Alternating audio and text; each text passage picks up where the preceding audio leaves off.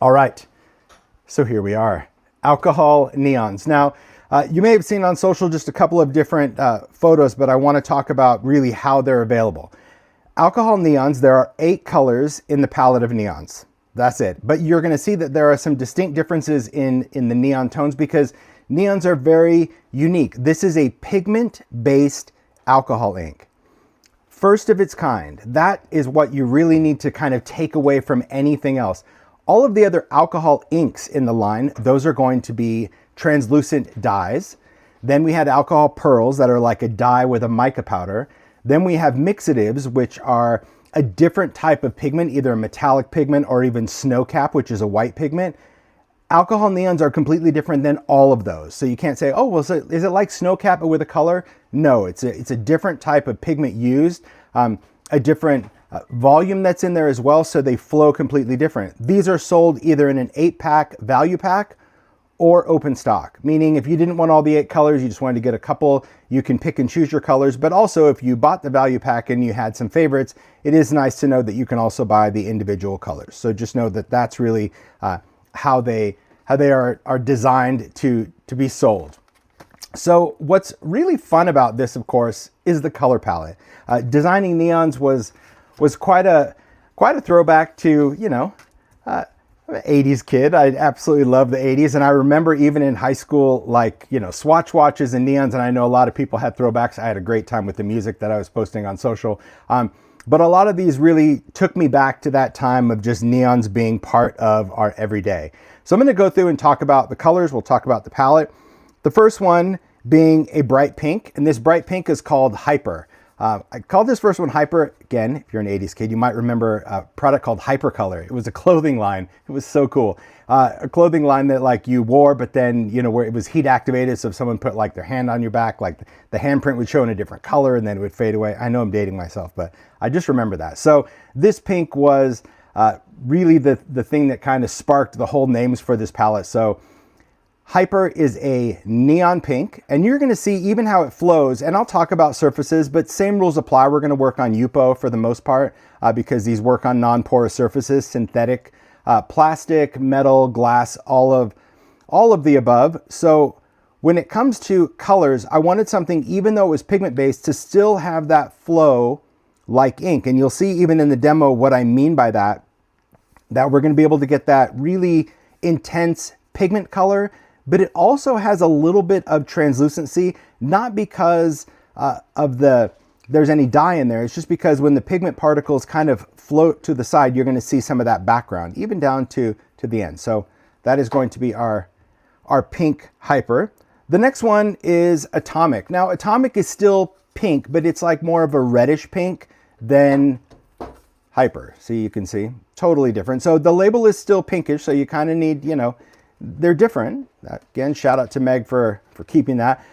But Atomic just has that great reddish pink vibe to it. I love this color. You're going to see not only how they stand alone, but how they work with other things. Oh my gosh, people, I see in the chat, you have Hypercolor. Oh my God, I freaking loved it. I did love it. All right, this next one, this is called Ignite. This has a great fiery look to it. What I liked about this color is that it had this bright orange hue, but these undertones of yellow, and it just reminded me of fire, so I called it Ignite. Do love that. Isn't that beautiful? But then we have Caution, like full on caution, traffic cone kind of look, but much brighter. Obviously a neon, completely different. If you're like, oh, this kind of looks like Valencia or this, I'm telling you, when you see the colors in person, even the camera, like the camera always tries to adjust when it shows neons. So if you're doing posts on social, you already know like the challenge it is to even photograph this. But Caution is you can see a much redder orange, great palette. And then we've got this one, Fluorescent. Well, I can only call it Fluorescent because, well, that's really the look. It's like you snapped open a highlighter, right? It has that bright yellow, slightly greenish, I don't know, vibe to it. It is a cool color, and it's great to mix with other colors as well. Absolutely beautiful. I know already, I see like, yeah, Julie was like, I see neon pumpkins for Halloween. You just wait, because I'm going to show you some ideas for Halloween. It's going to freak your freak. It's so cool. When you think, oh, I don't really know about neons, you know, I'm not really into the brighty brights. I'm telling you, even from a grungy guy, you're gonna love how these colors are gonna play into things that you can do. All right, this next one, radioactive. I love this green. Again, I think this palette really resembles even highlighters, but radioactive, like toxic slime. I love this green. Again, you can see how the intensity of the full-on pigment, and then when the pigment starts to just feather out a little bit, it's beautiful. And I say feather out because unlike other pigment-based alcohol products that we have in the line, this does not separate. It doesn't separate like pearls. It doesn't separate like alloys or mixatives. It is a fluid pigment-based ink, which is cool.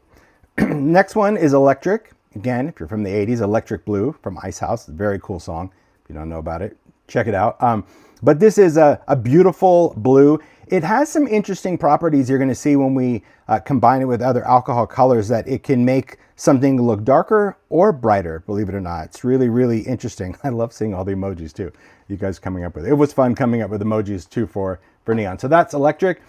And then the 8th color is Razzle, kind of like Razzle Dazzle. So I called this Razzle just because it was like, I don't know, kind of raspberry, boysenberry, blueberry, berry, razzleberry. So Razzle is just a really cool purple. Again, it plays very, very nicely with all of the other alcohol ink colors, but especially in the purple family, it has this kind of chameleon property to it, because it can take on some pinky vibes, but can also take on some blue vibes. So that is Razzle. And those are the 8 colors of alcohol neons. Now, of course, you're going to see probably a lot of colorful rainbow stuff. I mean, that's why we opened the live the way we did.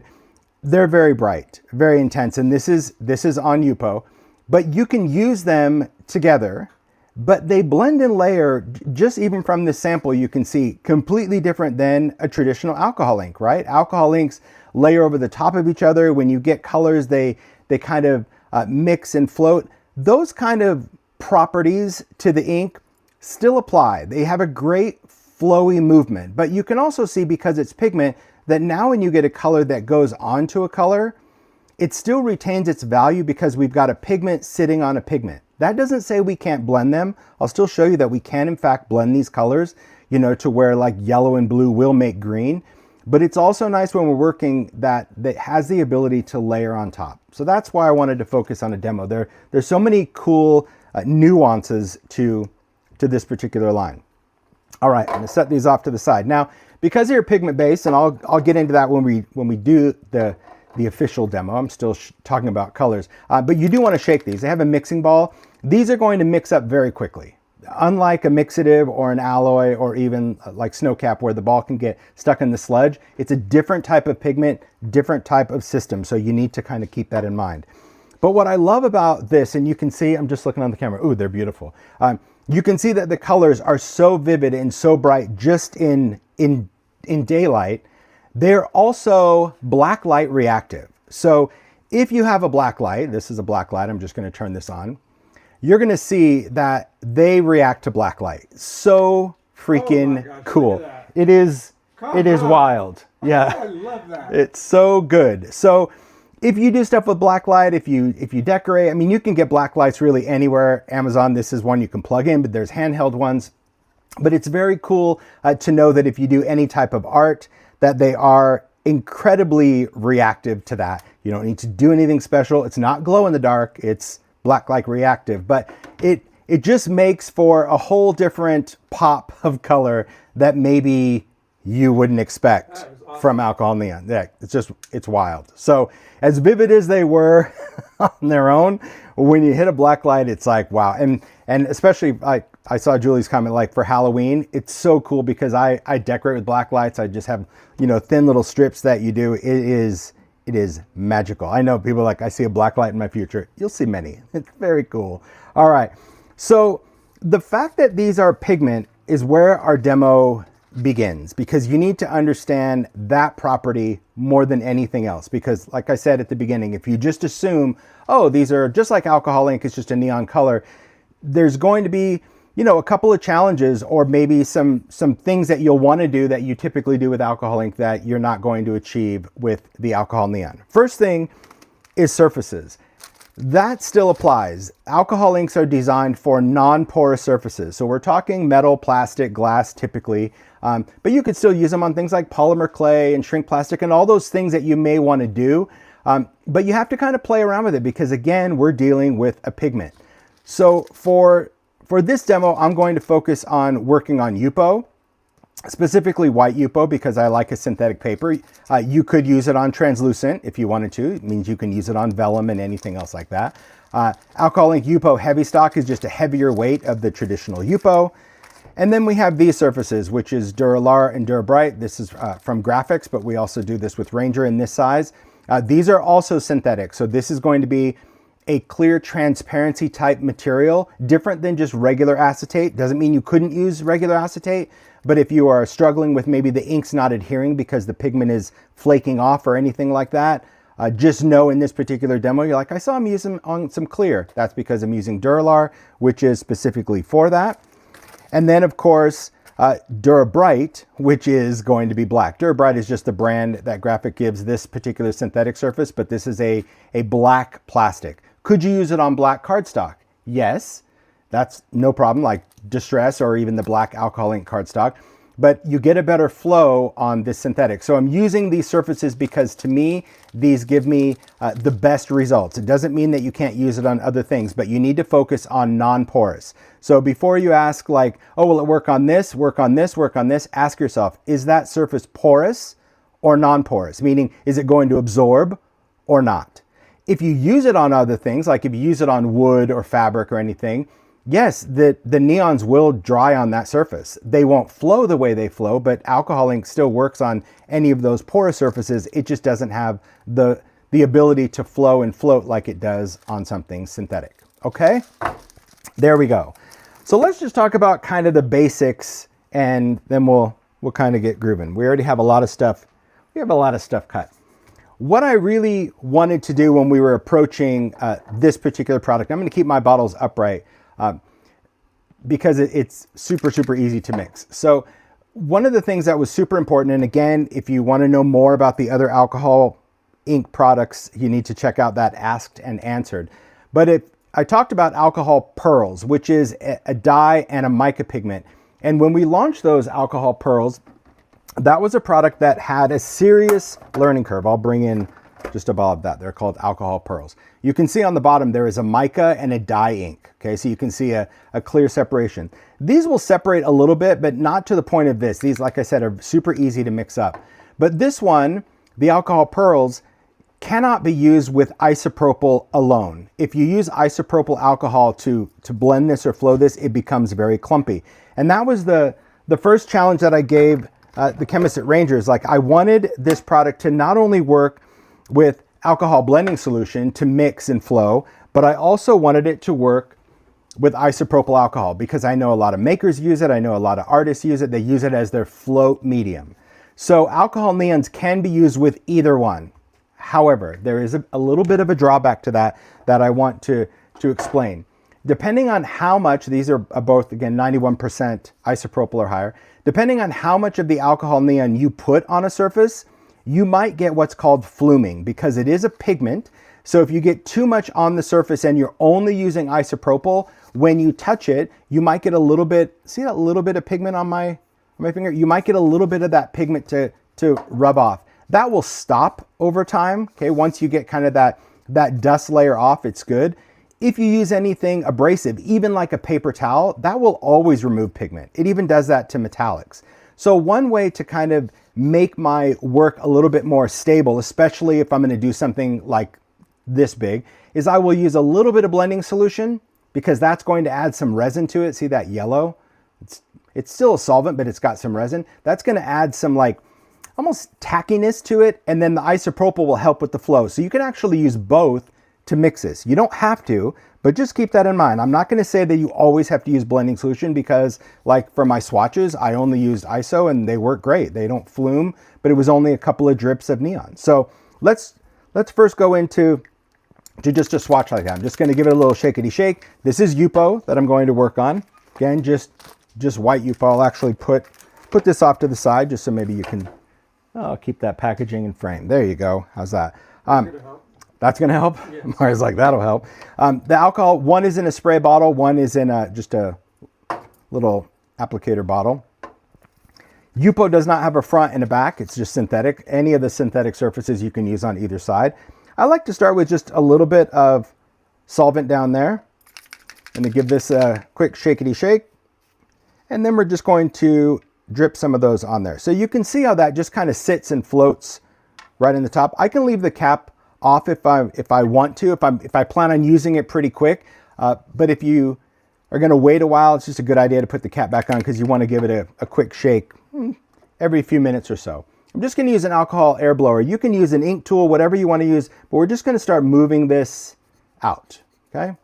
And I can give this a big blast if I want to flow this, or I can just kind of give it a soft little burst just to kind of keep some of that intense pigment, or again, I can feather it out if I want to, okay? This is just one color just to kind of show you really how this works and flows and dries. Now with alcohol ink, the longer you let it air dry, the more you're going to get like these cool striations and flow, because alcohol ink will continue to kind of react with itself, with each other, with the surfaces as it's drying. If you ever want to speed up the process, could you use a heat tool? Yes. You have to want to kind of keep your distance from a plastic surface. You might want to keep your distance a little bit. However, when it comes to working with this, I just saw in the chat, Mario pointed out, hello, Jess. Jess Kirkman is here. Manifest Jess on Instagram, guys. I got to tell you, if you don't follow Jess, you have to check her out. She is really a remarkable alcohol ink artist. I'm going to just totally gush all over her. She does private classes. I've taken 2 of her private classes that she does through Zoom. Fabulous. Her techniques are, well, that's why I took a class. I'm like, I don't understand how you do your magic, and I designed this stuff, and it's incredibly cool. So hello, Jess. Thanks for showing up. She just got her neon. She's like, I can't wait to play. She's all about color. Anyway, if you want to dry, I just have a fan. A fan is also a great way that you can move this around or just quickly dry it. You don't have to use anything to dry it. You can just let it air dry. It is a solvent-based medium, but if you ever want to speed this up, this is really, really great. So fun.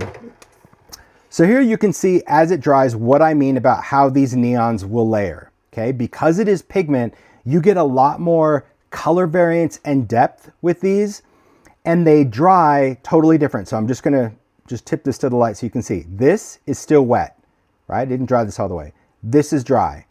If you've used alcohol ink before, this right here you're gonna notice right away, which is because this is a pigment-based alcohol ink, it is going to dry with a matte finish, almost chalky-like, which is cool because it has a pigment.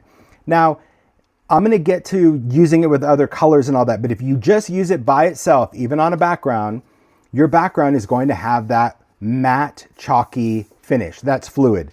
That to me is so cool about neons already. I agree, Vicky. The color is just absolutely wild.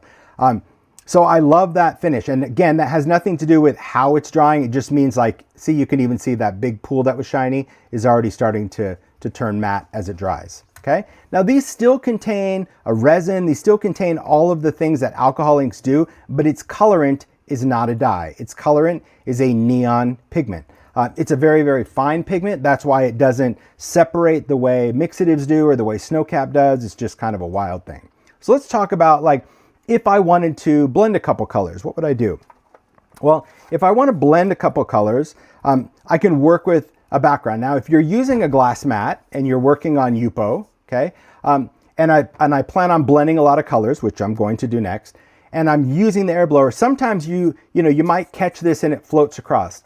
A really simple way to kind of eliminate that is if you have some type of mister, some type of water mister, just mist one side of the Yupo with one little spritz of water. So I'm just going to give it like just one. I mean, there's not even much on there.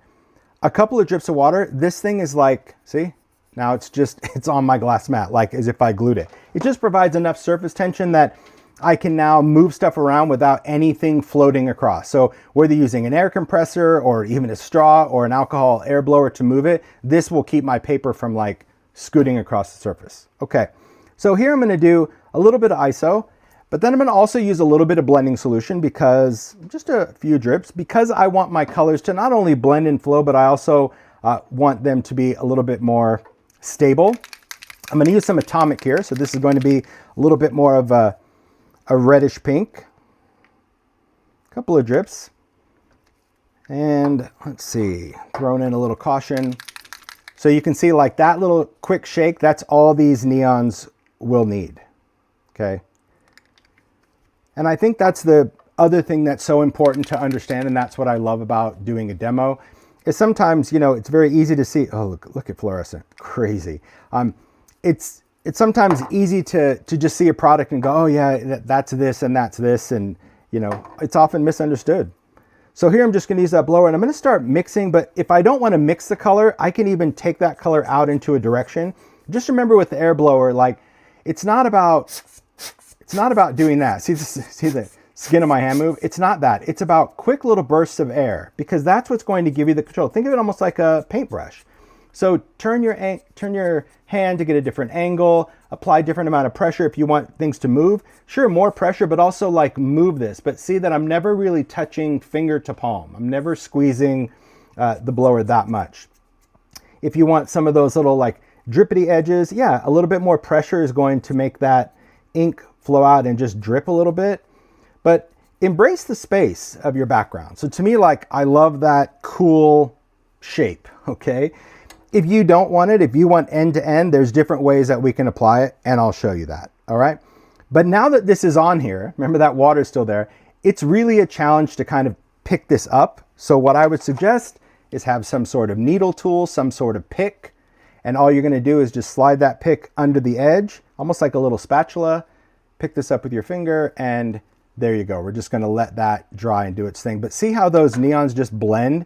They blend beautifully, and right now we're only using neons with neons. So the first thing to understand is like, will they blend? Yes. So you can see that where we used a little bit of atomic and caution, where the color is itself, no problem. But where we have that little atomic, fluorescent, caution, though, we get a whole new color mix going on. And I love that. I think that's really cool. So I'm just gonna let this dry. We'll bring it in just a second. And we'll talk about other surfaces, because you can see already that just on a white surface, it's like, boom, it's amazing. But they also work beautifully on dark surfaces, because this is a pigment-based alcohol ink. So you can use it, you know, if you've seen the other demos, you know that with regular alcohol ink, if you're going to use it on a black surface, you need to add some snow cap. And let me bring that in to see. Again, if you're like, I don't really know what he's talking about, snow cap. Snow cap is just a color. It's a white mixative. So this is just a white pigment, but it's a different type of pigment. It's much thicker. When you put it on, it tends to kind of not move as fluid as neons. But in the past, we've always added mixative to a black surface and then drip on alcohol ink so the color shows up, because dyes are translucent. But with these pigments, I mean, look at how beautiful they work on black. Now this is all Dura-Bright, because this is synthetic black, but if you wanted to use it on something else, you certainly could try with different cardstocks. But this color, it still flows. This is going to give you, I think, a much more dramatic contrast between where the pigment builds up and where it floats out, but it's very cool. And again, I'll show you the black, like the black light on black surfaces, just, it's wild. Like, look at that. Damn. It's crazy. I love that. So again, if you wanted to do backgrounds, and maybe it's something you're going to die cut or you're going to do whatever, it's beautiful here. Like, I just love this. I don't know, it kind of reminds me of like a jellyfish or something. We should do marine life. But this is, lights. Yeah, there you go. And yeah, black lights and white gloves. So then, yeah. Anyway, it just looks really cool even on darker surface. It has such a cool effect to it.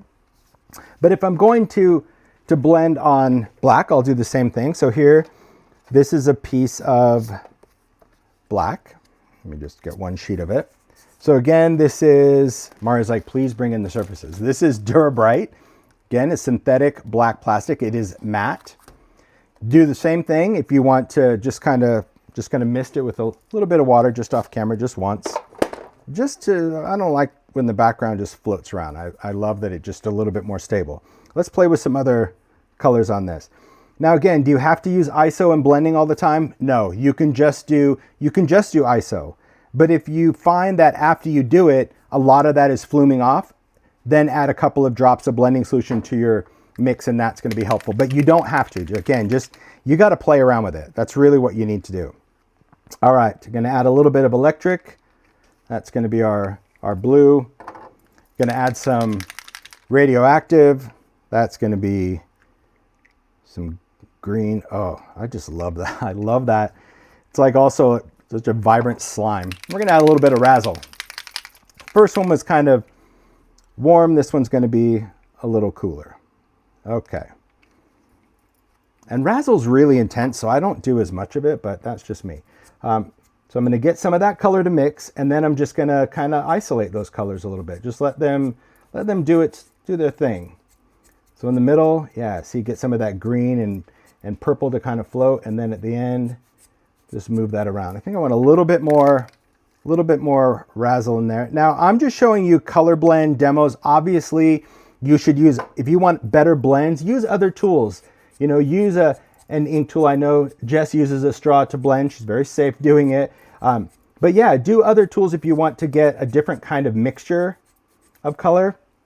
The other thing to know about working on black is don't underestimate what's going to happen when it dries. What I find when working on black is that, like especially this, where it looks like there's nothing happening, as it dries, that solvent will evaporate and that pigment will become way more luminous, if you will, okay? So someone asked if there's an electric puffer. I have seen people just get like an air compressor, like for airbrushing, and they use that, where they can just, you know, control the flow of the air from an airbrush and just, you're literally pressing a button and doing that. So that is also an option. All right, just gonna pick this up, again, craft pick. And you'll see as the colors start to dry, like this is a great comparison. See razzle, see how like so luminous that is already? And then it starts fading out as it's still wet. This whole thing will become really vibrant and intense as it dries, okay? So far, so good. Look at that background. Oh my gosh, see? It just looks like paint, doesn't it? It's crazy. Just because, yeah. No fluming. Why? A little bit of blending solution, a couple of drops. So I still got the flow of that, but see how these colors really layer and mix? It's just wild, because you're used to seeing such shiny inks, such shiny backgrounds. Now, on your glass, again, just like anything else when you're doing alcohol ink, you can either clean with ISO, you can use a sprayer or a dropper. I tend to just use hand sanitizer just because it's gel and I can use less to clean more, if that makes sense. It just doesn't seem to evaporate as quick, but you can just clean that off. Now, the reason you clean it off is because on glass, often when you're like mixing your colors, you'll tend to pick up something else on the glass on a new background. So it is a good idea to kind of clean in between. Okay. So as these are drying, let's just talk about a quick comparison. Okay. I just saw, will it flake off with just alcohol? Is that what I'm referring to? Yes, Jenny, that's what I'm referring to. It may, not will.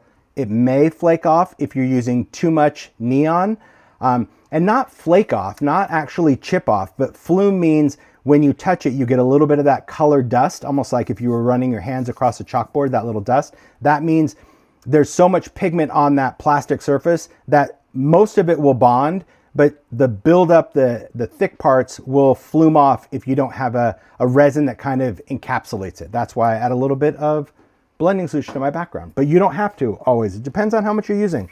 Again, you'll learn more by actually using it. That's a good thing. So this was something that I shared in the alcohol ink asked and answered. You can see alcohol ink, see how they stay super shiny on Yupo? They just have because of that resin in there. So this was a card done with alcohol ink, and this is the same concept done with neons. So see, and both Yupo in the background, but you can see the difference in how the inks create that little bit of a shine and how the neons, because they're pigment, they have that little opacity. So that kind of brings us to the next step where it's like, well, what if I don't want that? You know, what if I just want other things? Well, other things are still going to be an option to you as a maker. So let's go into that. Look how this is drying. See what I mean about those colors?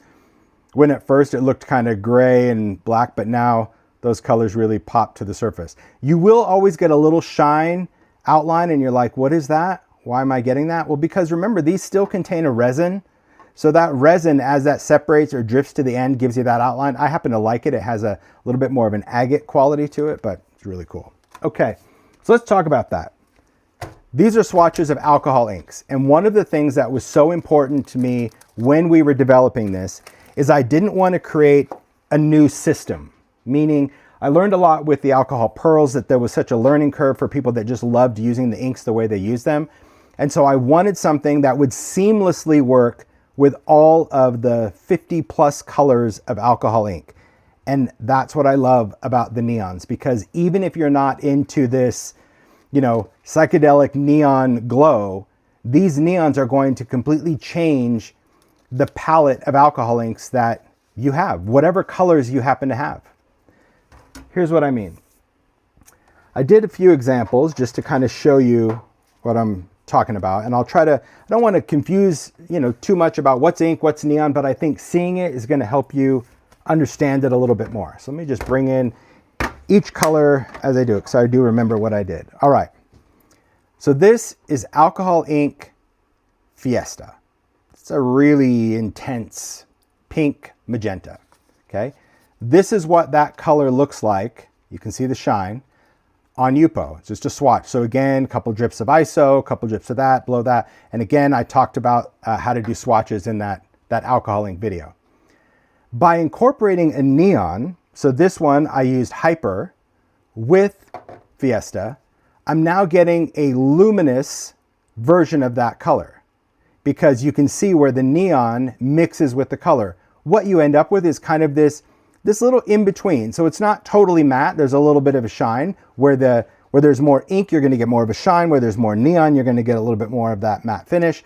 But I love the fact that I can add a little bit of neon to my inks and get a completely new luminous flowing color. And it's totally up to you as to how you want to incorporate that neon into a color. So it's not like, well, what do I do? Do I do equal parts? Do I do this? That's completely up to you.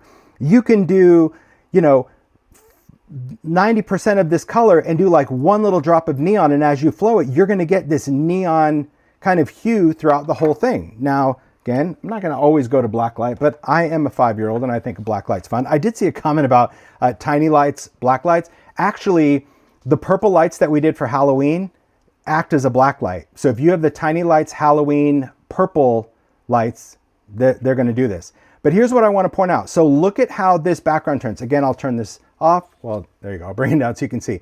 See how this color is like, this is all Fiesta. This is Fiesta mixed with Hyper.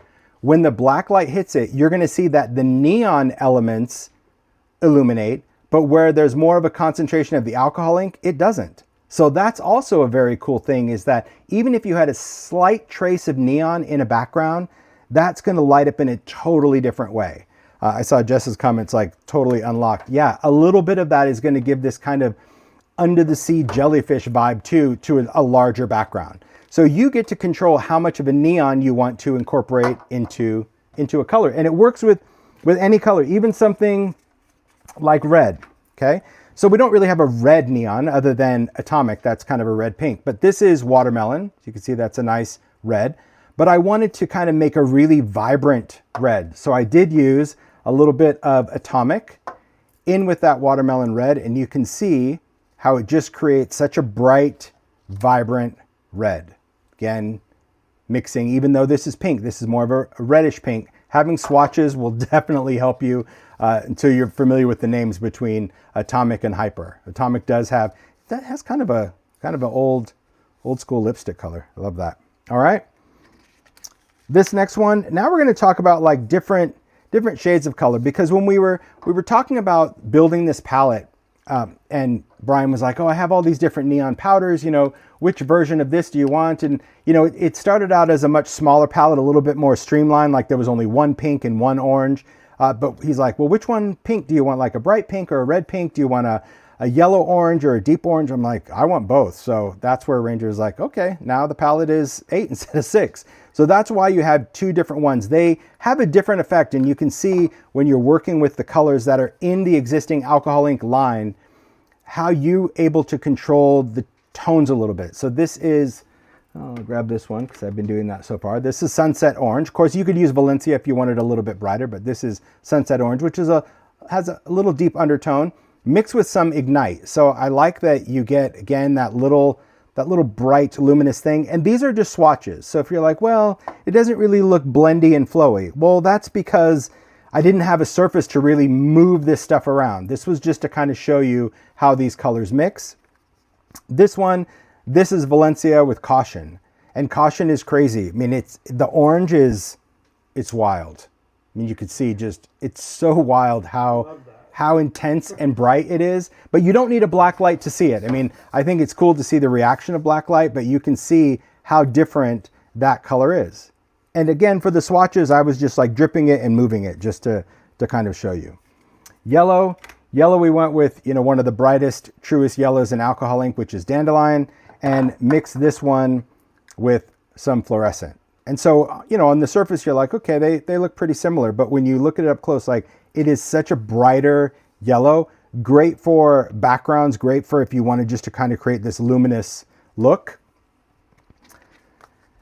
Now the green, this is where things really started to become interesting as I was doing swatches, because, you know, we have one green, one blue, one purple, and I'm like, oh, you know, too bad we didn't have this. But then when I played with it, I was like, no, actually it works with any of them. Meaning I can use radioactive with something that's a little bit more like of a yellow green. I think this was limeade. But you see the difference, a yellow green, and just how like bright this is. Or you could do something a little darker, right? So even if you're using something, I think this one was, I want to say it was Botanical, but I just got to find the bottle. There we go. Botanical, which is more of a dirtier green. See how it cleaned that up and just made it really bright? So mixing it, easy. Same thing with blues. If you're going to do something kind of turquoise, and I think this one happened to be turquoise. I got to get my next tin out. I mixed it with some favorites. I think that's what I also liked about making swatches. We all have favorites in the palette, and I'm like, oh, I want to see how it looks. So when I used it with turquoise, I felt like because this is so blue, it kind of took over. Maybe because I used too much, because on this one, I did actually use equal parts because I wanted to see how it would mix. It was like, you know, 2 drips of ink, 2 drips of ink, and 2 drips of neon. But maybe less, you'd see more of that turquoise. But then I was pleasantly surprised when I took a color like this is Bayou, and I loved that, you know, I got like these really dark areas, these channel, probably because Bayou does kind of ripple off into some dark tones, but I really liked how that same neon kind of changed that top value of it. And again, I'd probably use less neon when I was doing other blends. Remember, you could always add more, but takesies, backsies in the alcohol ink world, that's pretty challenging. All right, then for purples. Well, I know there's a lot of purple fans. Cool Perry, if you're gonna do something really light. I loved how Razzle just changed it. It gave it such a bright, vibrant look. This one is Boysenberry. And Boysenberry had a deeper value, but I really like how that Razzle kind of illuminated some of those undertones. And again, when I hold it up, see the difference? You can really tell those little bright values. And then just using Amethyst, which is kind of more of a bluer purple, I like that we were able to just add a little bit of that warmth to it just from Razzle. So, you know, Razzle was really interesting because there are a lot of purples in alcohol ink, and I liked how just adding a touch of that neon. By this color, I did do less is more. I was like, okay, instead of equal parts, I'm just going to do like one little drip, and to me, it made a huge difference. But it was fun. It was fun creating the swatches and just playing. And sometimes that's really how you can learn about a new medium, is just sit down, get some surfaces that you're going to work on, and play. Don't sit there and go, oh, I'm going to make this great little background thing, because it might challenge you a little bit. It might, you know, disappoint you or frustrate you if it's not working out to what you expected. You gotta introduce yourself to it. You'll be like, hey, let's be friends. Let's figure this out. All right, put the neons here. All right, now that I have these colors out, I'm just gonna put these over here and let's play around with them. Okay, move these off to the side. All right, I'm gonna take another background, and we'll do a couple of things. I'll do the traditional kind of blending. Again, I'm working on Yupo. I'll do the traditional blending, and then we'll do some swiping, because that's pretty cool stuff. Okay, just again, a little bit of water, just spraying off camera, just so I can place this down and it won't move. Uh-oh, see, now it's really, there we go. I couldn't have it wonky on a gridded mat. That would just freak my freak. Okay, so let's get started. We're just gonna go with some, this is a lot of ISO. It's just a big flowy background. I don't know what I'm going to use. You know what? Because I'm going to use ink, I don't need blending solution. That's a good thing to remember. Blending solution is really alcohol ink without colorant. So if you're going to use alcohol ink with neon, you don't need to have this because these contain the same resin this does. So there you go. Doesn't mean you couldn't, just saying you don't need to. Remember, if you're opening alcohol ink, just try to open it off of your surface because you do get little crusties on there and they could fall on there. You might like that. See, there's actually a couple of them on there already. All right, just going to do a little shakety shake. I'm going to cap that up. I'm going to take a little bit of both. Let's do some hyper, and I'm going to just do a touch of atomic. There we go. Because I have that ISO on there, it is going to give me a little bit more open time, which is nice. Let's throw some dandelion ink on there. You see, dandelion went over a drip of, I love how these just colors just play. We're going to use some fluorescent. Now you don't have to do this hot mess. I just like to do a hot mess when I demo because I don't want people to panic or overthink the ink. Sure, could you blend each color to have a little bit more control over the flow? Absolutely. But if you just kind of get your ink on, like I'm going to do, there's a little radioactive, just go for it. Because after you do it, then you're like, oh yeah, next time I probably would do this different or do that. Yeah, that's great because there is going to be a next time. So it is better that you can kind of learn, or you might just like it. You might be like, you know what? I like not thinking. I like just putting this on there. So what I'm doing here is just applying some colors into that ISO a little bit. So I'm adding some inks and then I'm adding a touch of neon. Whoa! Oh, Snapdragon. Okay, here we go. All right. No, I found it. That was quick. Cut it right on my shoe. Yeah. Because I'm used to dropping stuff all the time. It's just who I am. All right. So because I don't have any orange, but I know that pink and yellow are going to make orange, I still want some orange neon. So I'm just going to go in and throw in some caution. Throw caution into the wind. There we go. Little drop. That's fine. Okay, let's see what we get. You get what you get. You don't throw a fit. Just start gently kind of moving this around. Again, we don't want to, it's not like you're taking blood pressure. You don't need to just go crazy. And what I'm doing is I'm kind of using the air to mix the ink with the neon. You can kind of see what's going on. You can blast some off the edge if you want. There's some green. Don't want to get too muddy muck. So I'll throw some green off the edge. So if I want it off the edge, I'm like squeezing and moving, right? Think of this really as a tool to move, but also it could easily be a brush. So there's a little bit of brown happening. I'm happy with that because brown is my friend. Just like we're going to get with green and purple. I don't mind that. But if that really bothered you, then, you know, maybe you want to do each one and then kind of have it layer it that way. But I don't mind. I like the overlap. Because you really, at this point, honestly, you don't know what you're going to get. It's not even close to drying. It's just doing its thing. So I'm going to push a little bit of that over there. But now I'm going to move some of that color off, push some of that orange just to see a little bit more yellow, and just kind of gently puff puff. Now, could we add color? Sure. Just like before, if you're like, hey, you know what, I want a little bit more pink over there, it got a little warm, okay, I'll add just a drop of that. Don't go too squirrely on this. But because it's a pigment, you see how that pink just, it became totally visible because we have that. Could you add solvents? Yes. Could you add ISO? Could you add blending solution? At this point, all things are the same. So if I wanted to just say add a couple of drips of ISO just to create kind of those weird little drips, yes. But I'm going to talk about this because the next thing I'm going to talk about it will be probably your biggest learning curve. I see a question. Will these soak through non-cardstock? I'm not sure what that means. Because we're working on UPO. So this is synthetic, so it's plastic, so it won't soak through plastic, but I'm not sure non-cardstock. I don't know what that means. Like because UPO is synthetic, so if you have a thinner UPO, it won't soak through something synthetic. All right.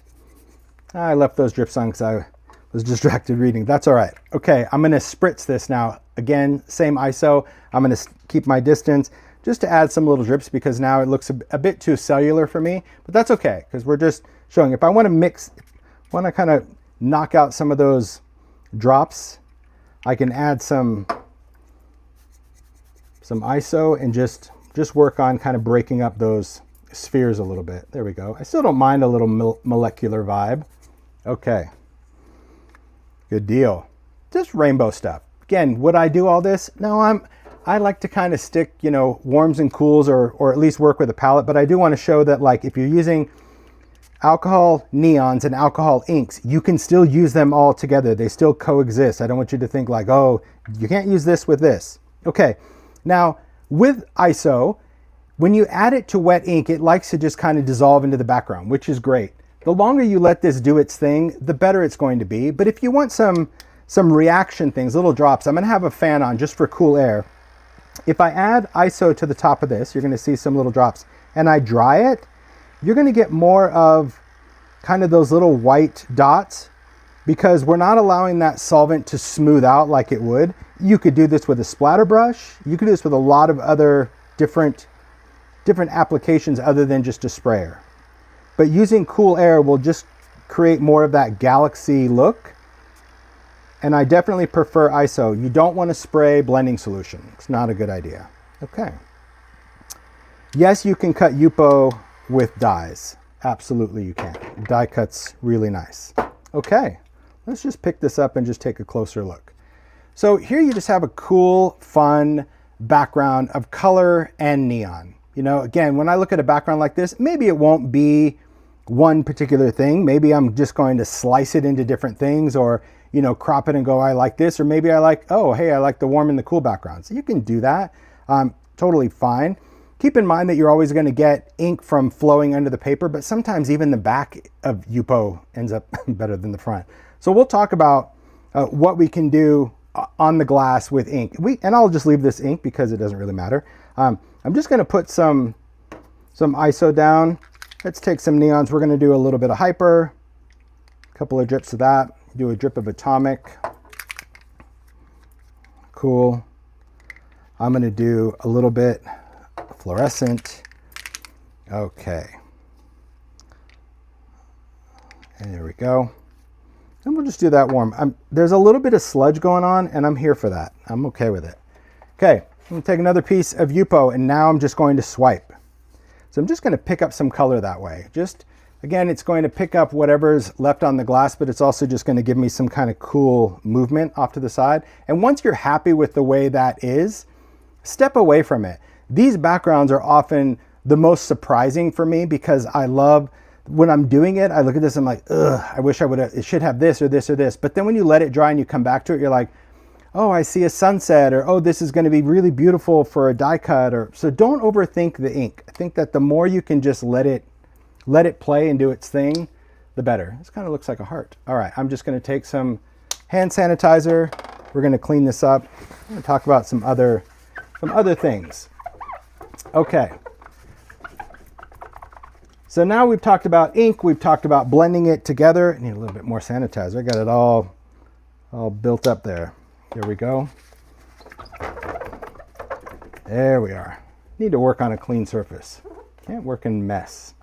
Some people can. I'm not really good at that. All right, let's bring this in just so you can really start seeing like what those neons are doing. Do you see what I mean? Like when you first pick it up, you're like, ugh.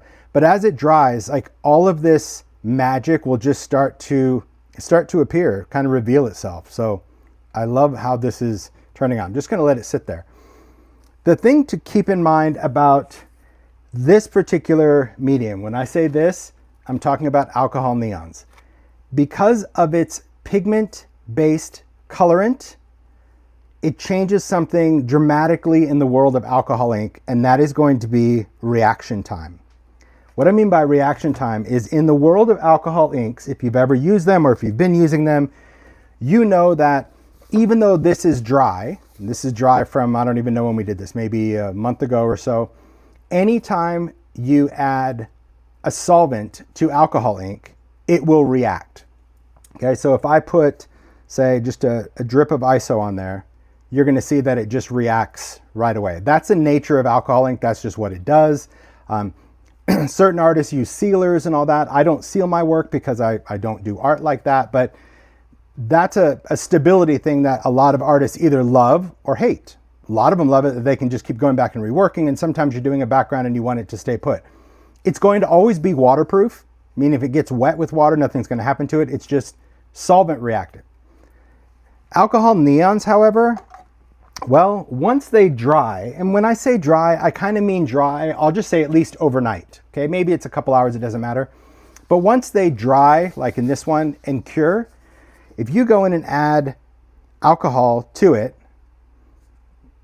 it's no longer reactive, which is weird and wild, because see, it's on blue and purple. It was on pink over here because I don't want you to think it's just about a color. If I put this on blue, reacts. If I put this on purple, it's going to react.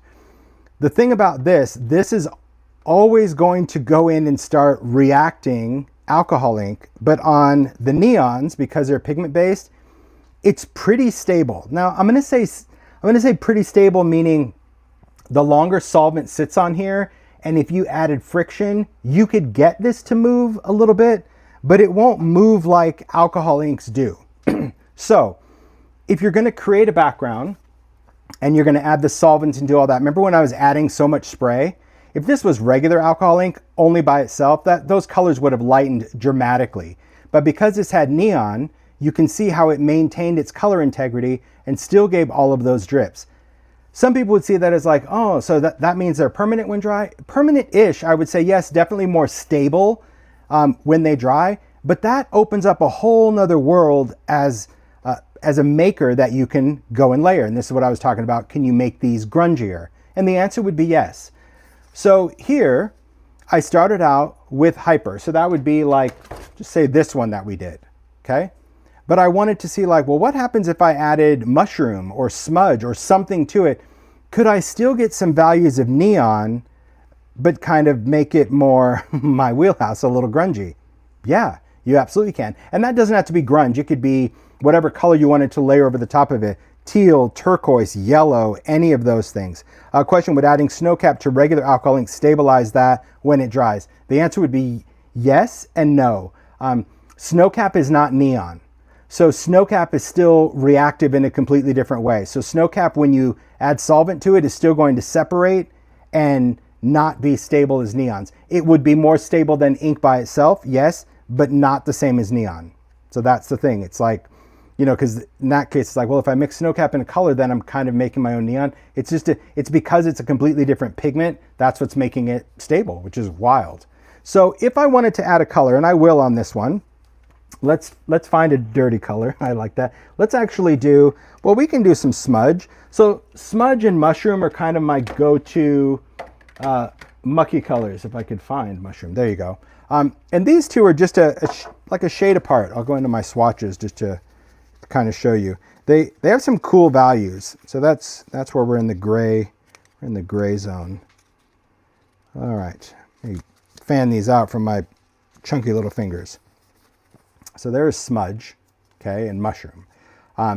Smudge is just a lighter kind of gray. I'll talk about, I use mushroom on these, but I want to use smudge because I just want it to be a little bit lighter. So what I can do is I can drip it on and move it around, but if I want to kind of create like a haze, I can kind of create this hazy effect. So that's what I'm going to do. I'm going to use a little bit of ISO on my glass. I'm going to use a little bit of smudge. So knowing what we know about these, you might say, well, could I just add smudge to the neon when I'm doing it? Yes, and it will create a dirty color, much like when we mixed these, but it's going to dirty the whole thing. So you just want to be careful when you're playing around. I prefer to kind of, I'll just say almost layer it, right? Because I can see how light smudge is. But the more I start swiping, see that the first swipe I got nothing. The second swipe, it started lifting off what was sitting on the top. But it's not re-wetting this whole shape in the heavy parts the way it would on a regular alcohol ink background. That's why I think that if you want your neons to be more stable, letting them dry overnight seems to cure the pigments, if you will, than just having the pigments dry and immediately going over the top. So those are just things that I've learned just the more I play with these inks. But this is going to dry. It's going to be really cool. I'm going to wipe this up while it's wet, just because I want to take this off. All right. So let's just let this dry, because you can see as it's drying, it's just going to take on a whole new thing. I'm so impatient, and it's so bad to be impatient with alcohol ink, because the magic happens when you just let it sit with itself. But man, I always want to see like what it's going to look like. So I think I'm actually kind of cheating myself a little bit. Then while this is there, I'm also going to do a little, where's my sprayer? A little spray of this. Let's just see what's going to happen.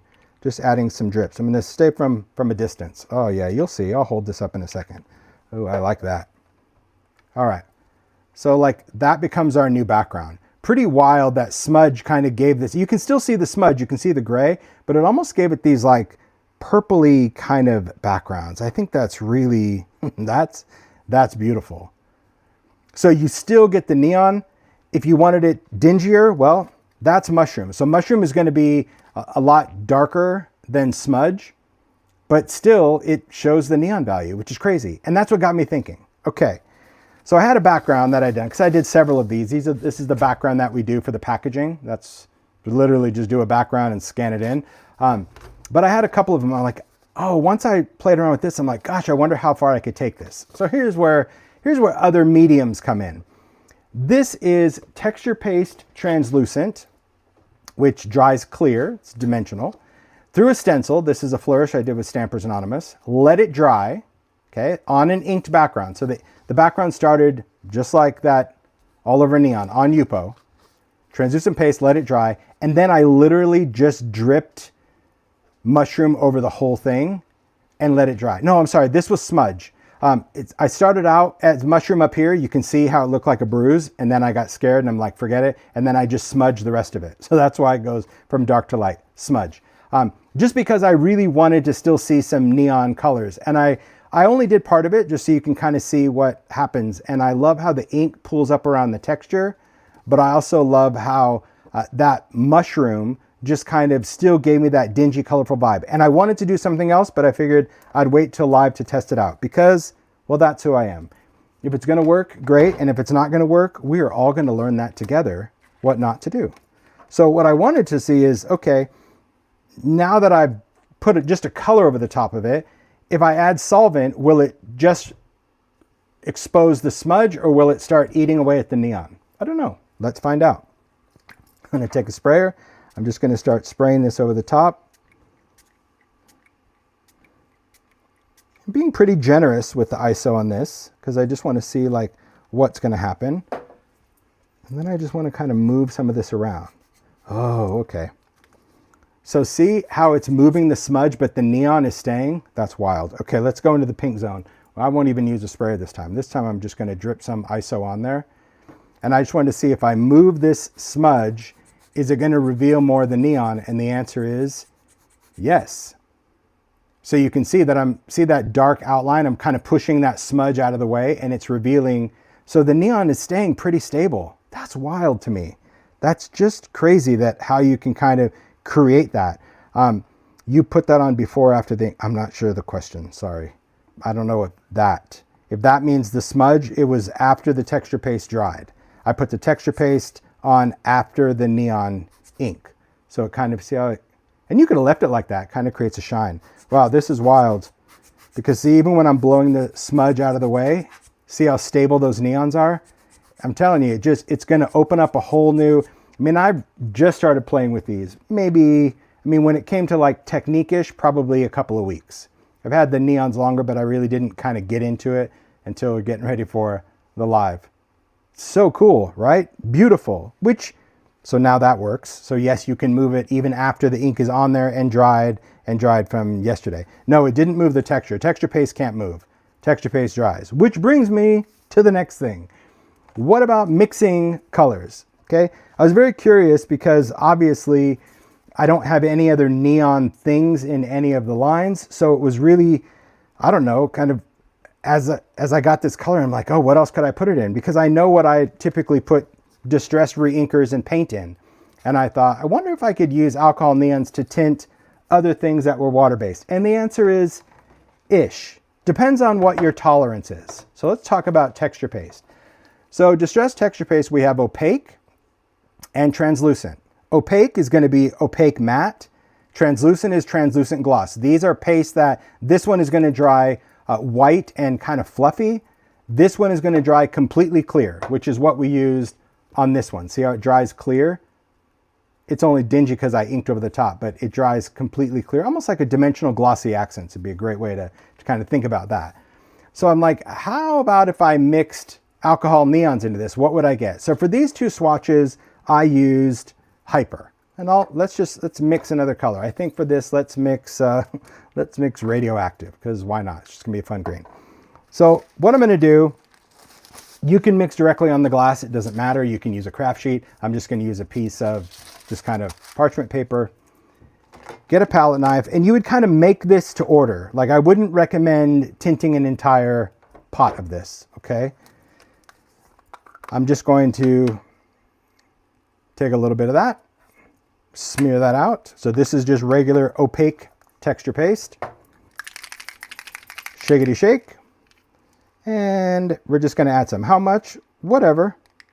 That's all I can tell you. Just add some. You can always add more, okay? And then I'm just gonna mix this. So I need to grab the fold of this. Okay. And I'm just using a palette knife and just mixing it. I typically mix with a craft sheet that I have kind of dedicated to destroying.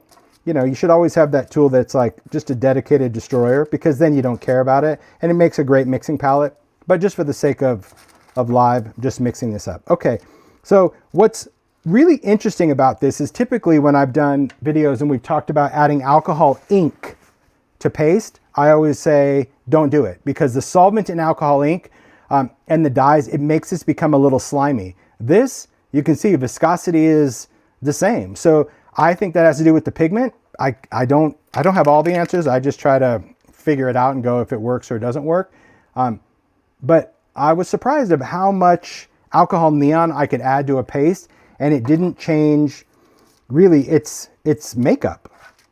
All right, so I'm just mixing this up because I wanted it to be greener. It's never gonna be a different color of green. If I wanted a different color green, I'd probably add a water-based re-inker like Distress or something for the stamp pad, and then add a little bit of neon. Look at that. So there's our fluff.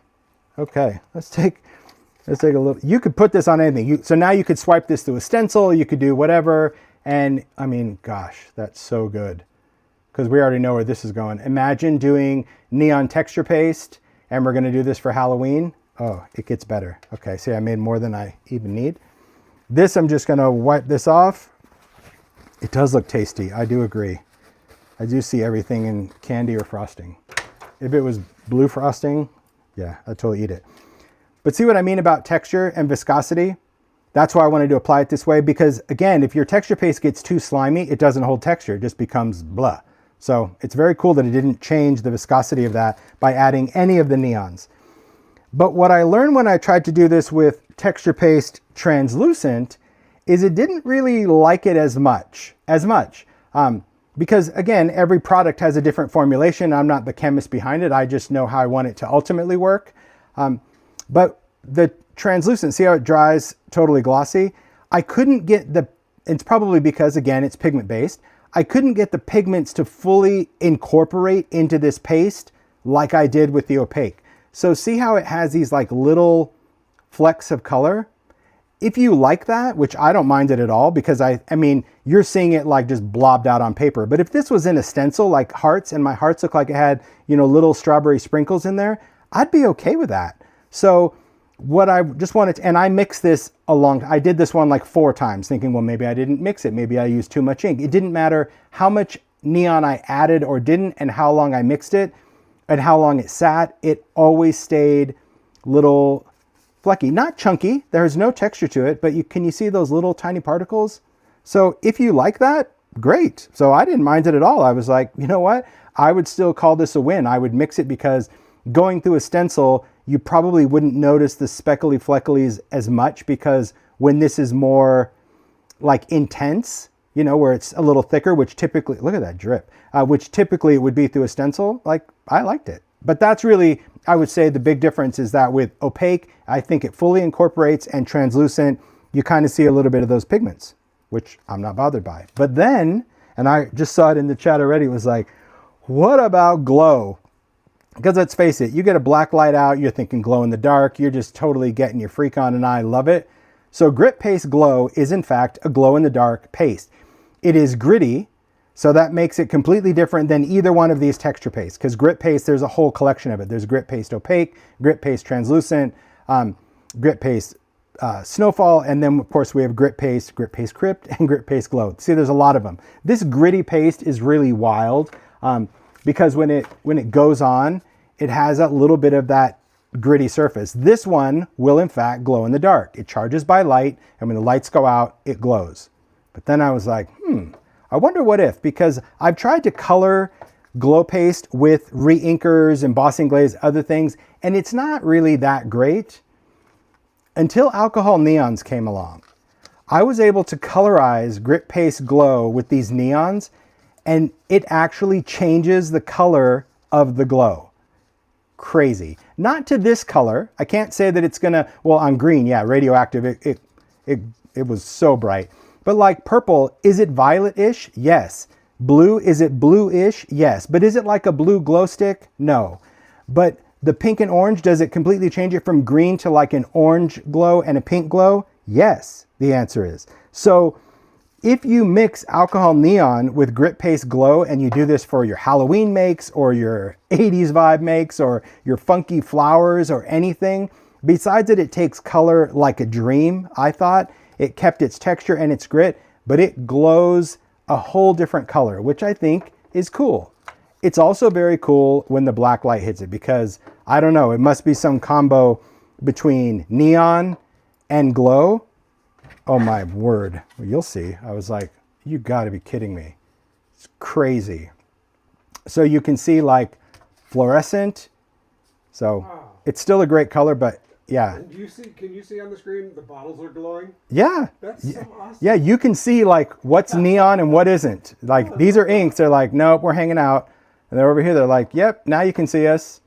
Yeah, I just imagine a lot of, I don't know, maybe you get together and do like a black light craft party, and you just work with neons and pastes, and it's crazy, isn't it? But you can see how like this is still glow, but it's still pink and orange, and the purple looks a little funky in a black light, not gonna lie, like it looks a little but it's still really purpley, and it glows really pretty. But it kind of glows, it glows probably similar to that. But yeah, isn't that wild? So crazy. I love watching the bottles light up. Yeah. Turn it off. Oh, when you see, yeah, just on and off. Yeah, you just see how I know, it's wild. But it's a lot of fun, because if you've had this, because this only comes in this one color, we've tried making this in other colors, just haven't been successful. But now that we have this, it's like, heck, the fact that this can actually go into that, wild and cool. So yeah, Julie, I told you, Julie, like you were talking about Halloween. I'm like, you just wait.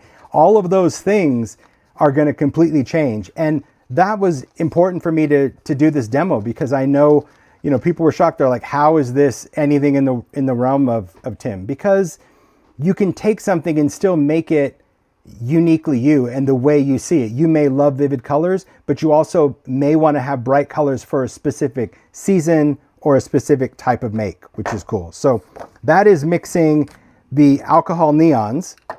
And again, you can get the neons open stock, or you can buy them in that 8-pack value, so you have the whole palette, because that is the palette. Like, there's no reason to expand on this, you know, unless we discovered some great teal or turquoise neon. But I mean, it's pretty cool that you can already incorporate it with other colors. All right, let me get my bands back on. I'm very good about putting those on now. All right, so we talked about paste, we talked about glow, we talked about texture. What did I do? Oh, good. Wet. That wet texture paste. Oh, it's over here. The green one. I was like, I always want to put it like out of my reach, because I'll set something in it or on it. Okay. So far, so good. Talked about that. Okay. We're going to keep going, because I wanted to talk about other surfaces. We've talked about black, which I think is really beautiful. We've talked about, obviously, Yupo, but I wanted to see how would it work on that clear, where do I have? I'm going to grab it. Dura-Lar. Now, I'm going to talk about Dura-Lar, but that doesn't mean you have to only stick with this. If you have acetate, shrink plastic, other clear things, try it. I'll be honest, I pretty much have Dura-Lar and shrink plastic in my studio. I don't really have acetate, because I like that Dura-Lar is stampable, die cuttable. You could run this and you can die cut this, but also heat stable. So you can heat emboss on this and it won't melt or blister like acetate. So it's kind of my go-to, so I don't really need other transparencies. But I wanted to see, how would these neons work on this plastic, and it worked amazing. But here's some cool things about this. So, and I'll demo one really quick. So you can see that, first of all, that matte quality is brilliant on this. I mean, I just thought, like, how cool is that? Because we get the shine of the plastic and then the matte finish of this. But if you're like, well, I mean, I like that, and because you can stamp on this, obviously stamping on a matte surface is going to be really, really great because it's going to just stamp a little better. I use archival, stamps great. But I thought, what's it going to look like on this side? And I was like, oh my gosh, look at that. It's almost like, you know, when you see those little, those resin alcohol ink things, the little petri dish, you know, where the inks are kind of floating. That's what it looks like to me on the other side of that Dura-Lar. It was really, not crazy. So I like the fact that if you're using it on this, you can attach it to a card kind of a couple of different ways. I'm going to just grab some white. So if I put it on the card shiny side up, obviously I'm going to get this. If I put it on the card matte side up, I'm going to get that. And it's just crazy because I still see that shine. Obviously I would have it cut to a full card front.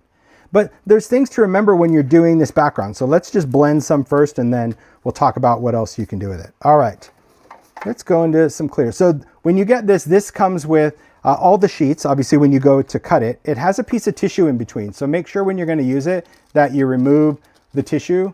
Just otherwise you might have that tissue absorb ink and you might get ink underneath it where you don't want it to be, because that's the other thing to keep in mind. But I'll talk about that because we can clean it up. It's actually there. You can see on the camera. Okay, because it's plastic and you can see that it's still flexible and the ink is on there. You know, we talked about it chipping off or flaking off. There you go. Okay, but because I knew I was really pushing its limits by putting a pigment on plastic, I'm not even going to bother seeing how it works with ISO. I want this to have the best adhesion possible, and we know in order to have the best adhesion, adding a little blending solution, because I'm not using an ink color, is going to be the best way. So I'm just going to take some blending solution. I'm just going to put like a puddle down. Say a puddle, I don't know, it could be a coin size. You can kind of see it there.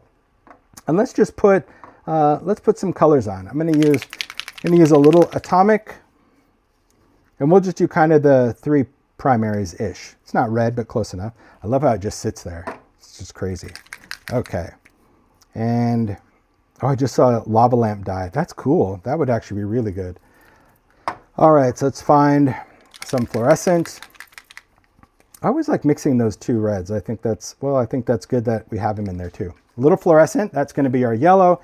And then we're going to add a little bit of electric, and that's going to be our blue. And I'm adding that to the blending solution, just so it has a chance to kind of sit there, because what we're going to do a couple things. I'm going to mix the colors, but I'm also going to like let the colors flow out in their own way. Just going to take this air blower and we're just going to start kind of moving those pinks. I'm going to keep a little bit of that yellow, but I want to mix it in with some of that blue. So I'm kind of working from the center out to start, and then we're going to give it movement. You know, then we can just start adding a little bit more pressure, you know, pushing some of that blue out on its own, pushing some of that yellow, mixing there to get a little bit of orange. We got a little bit of kind of green going on, a little violet. That's it. I'm happy with that. And it's crazy because when you do it, you want to be like, I want to blast it all over. And you absolutely could. If you wanted this to go edge to edge, just add some more solvent and move it. Could you add more ink? Yes, Zoe, only I could talk you into ink. Zoe and I were talking and she's like, yeah, it's not neon. I'm like, I didn't think so either. And I'll be honest, when I first did it, I was just thinking neon. But then as I was playing with it, I'm like, but I really like these colors, but man, I just wish they did more. And I think that's what got me to just start playing around with all these other little blends and thinking like, gosh, a transparency with, you know, ignite and caution and fluorescent, and then throwing in a little bit of mushroom would be kind of this cool hazy moonrise for Halloween. So it's taking a product, but then figuring out like how I would want to use it. Hey, Pocono Pam, radioactive is my fave as well. I love the name. I love the color. It is delightful. It's magically good. Teresa asks, could you use it with crackle paste? You could use it with any of the paste. Crackle paste is a gesso-based paste. So the color, it's not as bright, but yes, you could use it. You could still mix it in because the paste formulation, although I haven't checked the crackage. I would imagine it's still crackle, but I don't know. You'd have to really just try it out to see. All right, so just pick that up. Look at that. Still drying, because obviously we know that when this dries, it's going to be, see, there it is wet and there it is dry. So you can see it's going to go completely matte. Could you speed this up? Yes. Should I speed this up? No. Let's give it just a minute. But see that striation? That's what I'm saying. Like a couple of little blasts and you go, I'm just going to leave it. We're going to see what we end up getting. So I'll set this up to the side. I won't forget. I'll try not to forget. Okay. So some ideas for this. Sure, I mentioned stamping, and could you stamp on this? Yes, we'll even talk about, you know, just let's take something like, I mean, really, there's so many different kind of stamps that you want to do, but let's just take something wild like this ginormous butterfly. Okay. Whenever you stamp on, I'm going to just move this out of the way because I'm going to need to open this up. Whenever you stamp on something synthetic, and I think probably really in today's world with makers, we all have some type of stamp tool. But it's definitely a good idea to try to do this. I'm going to move that background. With a stamp tool, just because we're stamping on plastic. And sometimes you don't want to over ink because then it's like a slip and slide on your background. But at the same time, you don't want to under ink. So I'm just going to move this. I have a grip, media grip on there, super thin. I'm just going to put that off to the side and do, there we go. I'll just stamp part of that butterfly because this could be, who knows what it's going to be. All right. So I'm going to open this up. We know that's there. Black soot archival. I would suggest if you're going to stamp on plastic, you want to use an ink that can stamp on plastic, and that would be archival. VersaFine works, StazOn works, so kind of whatever you have. I forgot I'm only doing half the stamp, but hey, who cares? You're just going to ink it, tappity tap. If you have a platform, engage it, and I like to like push against the hinge just lightly, just to make sure that I'm going to kind of line it up each time. Just stamp with purpose, and that's just using your fingers. No need to CPR. Just kind of stamp it.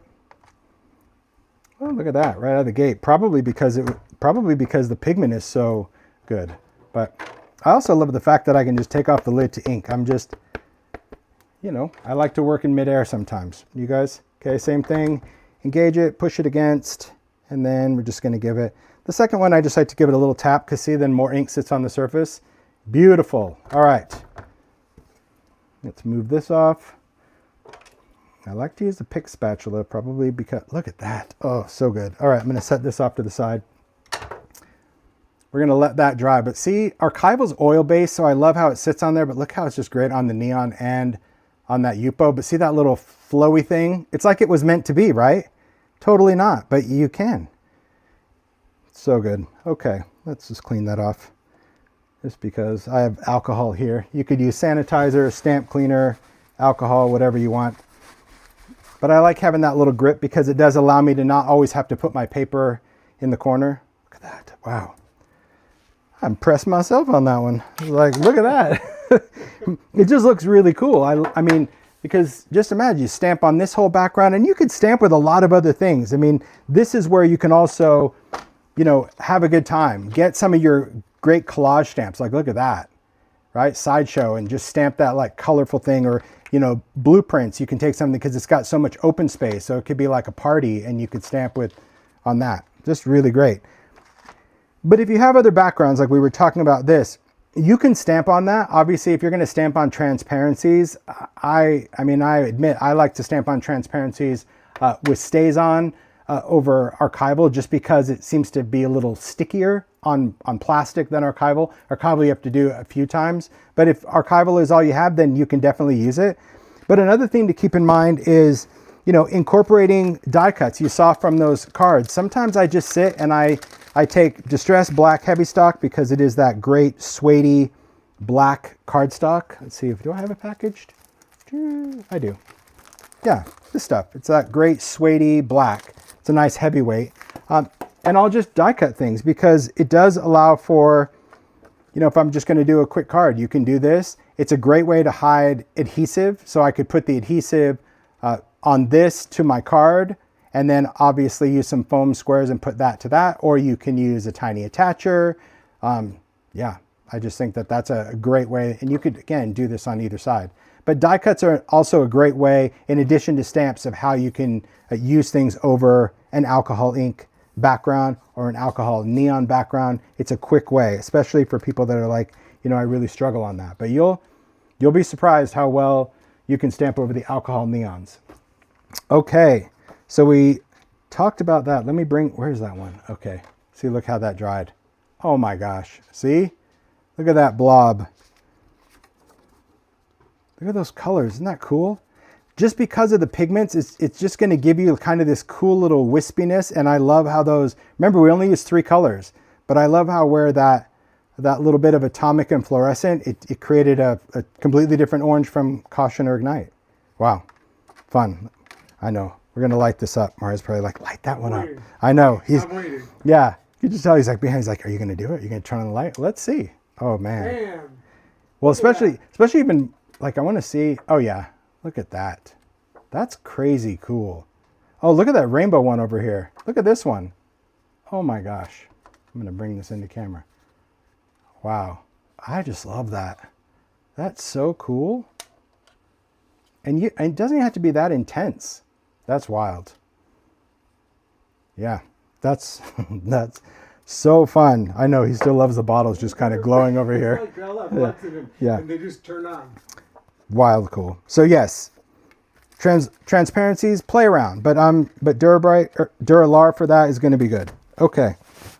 Let's see. We've talked about plastic. We talked about UPO. We talked about blending with colors. We talked about paste. Okay. One more thing that I'll talk about because, well, I just love playing with these. Because really, as far as their use, they're alcohol. You know, use them like you do alcohol ink. Just understand the properties of, you know, if the fact that you can add a color and you're not going to worry about it eroding as much. I'm not going to say it's stable because to me, I think the longer that sat, I think a lot of that color, because I could see there was purple and blue, probably went away. So I'm not saying they're going to be permanent forever. I'm just saying I think it gives you a different workable time that you can manipulate a top layer and dry it without impacting this as much, because I still see some color in there. But that's only if you like to layer grunge. I think a lot of people that are probably going for neons are going to stick with neons. But yeah, these blends are just crazy. Okay, so one other thing I thought is, you know, if you know and you've seen any alcohol ink videos, you know I'm a huge fan of the glitters. Even though I don't use a lot of glitters, for most things, I think for shaker cards, I love rock candy because rock candy is a clear glitter that doesn't have a static charge to it. It's kind of sugary, and you can make other colors. And I was like, I know these are all done with alcohol ink. Again, we've done them for a lot of holiday things, but those are dyes. And I'm like, I wonder if, because I could add it to paste, what would they look like for glitter? And it was like, holy moly. Neon glitters. Yes, rock candy. So whether you have the big rock candy when we did it, this is how rock candy is sold every day. Rock candy is a clear glitter, different particle sizes, very kind of sugary. It doesn't become airborne because it's a different type of plastic than traditional glitters, but you can make neon glitter and they dry. They have just the most amazing color. So I'll demo how to color it if you haven't seen it, but I still want to just color a neon one. But also just kind of give you a comparison. That's why I wanted to bring these other ones out, just to see like, okay, like these were all done with alcohol ink. So you're like, okay, if we have, you know, pink gumball, how neon is neon? Well, you tell me. Like that's clearly neon glitter. So there, that one is Hyper. And again, this is the brightest pink that I made. And I thought this was really bright in the world of alcohol ink, but it's like, whoa. All right. So that one is Hyper. This is Atomic. Look at that. So That's so beautiful. it's crazy. It's just, I love, because these, again, great shaker cards, great to put on top of things, right? Especially if you're doing some summer makes, you want to add glitter into the center of flowers or whatever. Let's even do like, okay, so we'll take orange, because this was Valencia. This was the brightest orange really in alcohol ink, which, I mean, in glitter, that's orange. That's great for Halloween. But let's look at Ignite and Caution. It's like, yeah, it's bright, but this is like really, it's so crazy cool. To me, this just has a brighter glow. Now, could you mix them? I guess so. I suppose you could probably even do a little mix of like neon glitter and regular glitter. So yeah, All right, let's keep comparing the colors. And again, I'll demo a quick mix. It's so easy. Yeah, I agree. The colors, Simon says, like, these are divine. Okay, and I thought, again, this was a bright color. I'm like, oh yeah, look at this. It's beautiful yellow glitter, dandelion. But look at fluorescent. That is neon glitter. And the thing about rock candy, because when you're using it, you know, you can use it with glossy accents. You can, as your glue, you can use it with collage medium. You can use it with, you know, any type of double stick tape. It could be, you know, a tape runner or anything like Wonder Tape. Okay, let's get into greens. I don't want to cheat on the colors, so I've tried to pick like the brightest color, you know, say green glitter that I made at the time. And I was like, ooh, that's going to be bright. That's going to be some botanical. But look at radioactive glitter. Look at that. So cool. So think about that. Even if you're doing shakers with like sequins, and I know glitter just means you have to have a tighter seal in your shakety shake window because it can fall through, but it's very cool. All right, we have electric. And electric, I didn't think I would be as impressed with, but I'm just gonna say it's okay. It's still blue, but I mean, I could also argue that like when I look at this one, which I think this one's Yonder, like, I don't know, that to me looks brighter, but in the neon realm, I guess that is a nice blue. So I'll give the blue like it's still different. It's something you couldn't replicate with any of the other ones, but it just depends on how bright. But neon blue, in my opinion, needs to be more of that, you know, milkier blue. And then we have Razzle. And Razzle is a bright pinkish purple. Again, I'll go in and show you how it compares to Boysenberry. I have them all over here. See, even Boysenberry and Amethyst, it's still just a really pretty color that, yeah. If you don't do rock candy much, I'm telling you, you're just missing out. It's cool. Now, do I think it's a little different? Yes, because remember, this is all dye. So I think this kind of keeps more of that, I don't know, sugary sparkle, where this is a pigment. So it does, I don't think it sparkles as much, but it still sparkles. So I like the fact that, I mean, I would still say, and I'll pour some out, like I would still say this is definitely a glitter. It's sparkly, but it can't be as sparkly when you're coloring with a pigment over a dye. That's why I didn't even think it would work, but it did. Okay, let me put these back. So let's mix up a batch. It's so simple. Okay, I'm just gonna use this big container because I can. These are distressed storage jars. But you can put the glitter in whatever you want. Okay, so when you're mixing these, what color should we mix? Let's do radioactive just because, well, I talked about it. Okay, so, oh, that's a good question. Janice said, how do they work with lift ink? And the question is, they don't. There we go. So lift ink is an ink pad that is designed to lift alcohol ink. And that's the thing to remember. It's designed to lift alcohol ink. And these are alcohol neons. And the difference is this formulation is designed to lift a dye. Okay, so that's why, and if you're not familiar with lift ink, again, you can go back to that alcohol ink asked and answered. I think I have some samples. Let me just take a look. I might have some because this is when, these are all things that we did in that. Oh, there we go. That's a lift ink example. Not the greatest one. But this is where you can stamp in lift ink and actually lift away the alcohol ink. This is designed to lift a dye. It's not designed to lift pigment. So, and I know in the past, like Vicki Evans was doing some lift and she was able to like lift alloys and mixatives, which are also, it has a pigment in it, but a little different. I got probably, I'll say a 5% lift out of it. When I tried to lift, did I see a little bit of an image? Yes, but would I call it a success? No. And I even tried doing it multiple times and probably because, again, going back to this principle of alcohol neons is the fact that, you know, they're a bit more stable. So that's probably another reason why I couldn't lift it. Now, there again, I was trying lift ink on a background that I had already done.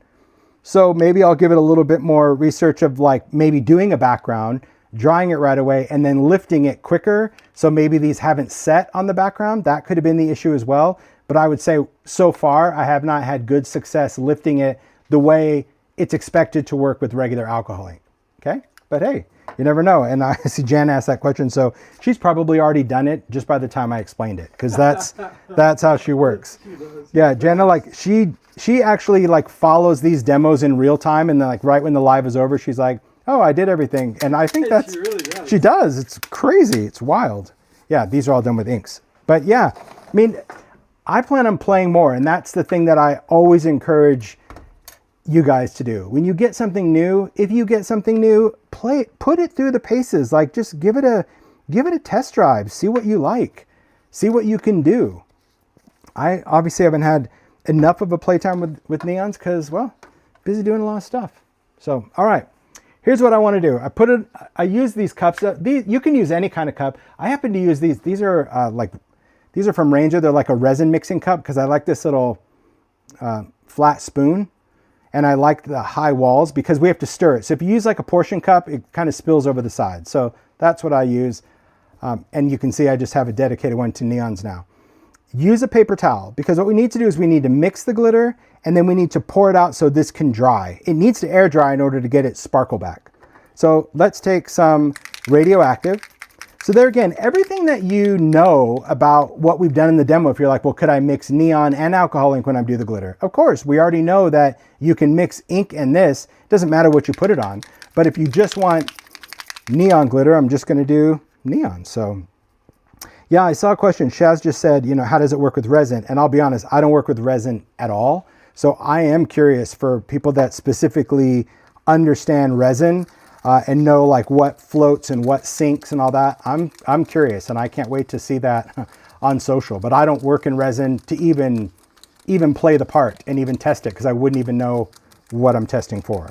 So you saw I just squeezed some alcohol neon in there and I'm stirring it up. The great thing to know is that when you're tinting your own glitter, you get to stop. Look at this color. It's so pretty.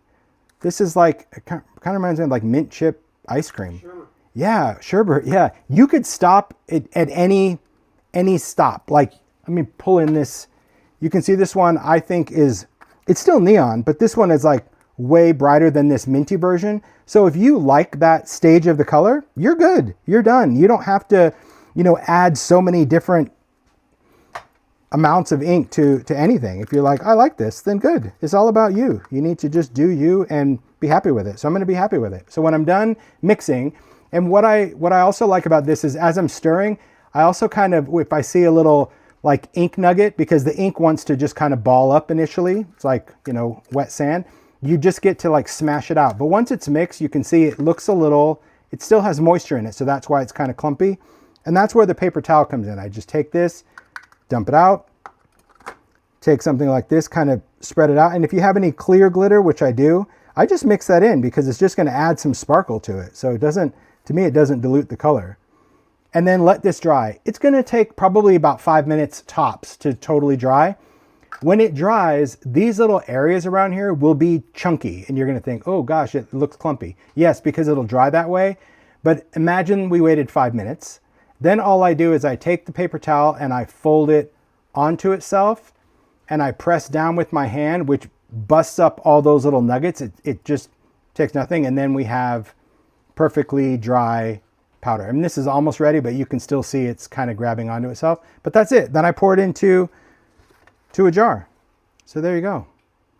Colorized neon glitter. It's so, so good. All right, I'm going to hand this off to Mario because I will hit this or the fan will blow and it will be a whole different type of neon party. Okay, it's that simple. Really just taking rock candy and neons. So there we go. I think at least I hope I did. I think I covered a lot of stuff. We talked about glitter. I'll put that in, a little rock candy. Talk about doing that. Talked about our different backgrounds. Again, just mixing colors, layering colors, grunging colors. Oh, look at that. I do love grunging the colors. That's cool. I got to move all this stuff off to the side. We talked about pastes. There's a lot of pink here going on. Then we have all these other glows. Oh my gosh. We talked about black because remember, it not only works on all of the light colors like Yupo, it also works perfectly on black. This is Dura-Bright, but you can use any kind of coated or synthetic black cardstock. If you try regular black cardstock, it's just going to soak right through. So again, this is Dura-Bright, which is synthetic. But yeah, and I still like that. I'm going to stamp on that. I got to do something with that. But I love all the swatches. I love the whole rainbowy thing. Pretty crazy to see, honestly, what we can do with neons, because I think it's only the beginning, that's for sure.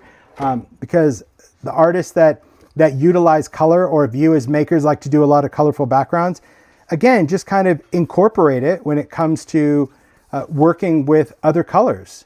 You know, even if you don't have to go full on neon. If you're like, hey, you know what? I love all my colors of alcohol ink, but adding a little splash of neon into a color is going to not only change its tone, but it's also going to give like this cool little flow. I see a question about glass bubbles. Yes, surely anything non-porous. So baubles, bubbles, glass, ceramic, polymer clay, metals, charms, all the same stuff you do. Just know that it's going to look more painted because we're dealing with a pigment base in the new alcohol neons. So yeah, a lot of fun. I think I covered everything. I'm looking around for, you know, because sometimes I'll put stuff down and be like, oh, note to self, talk about that.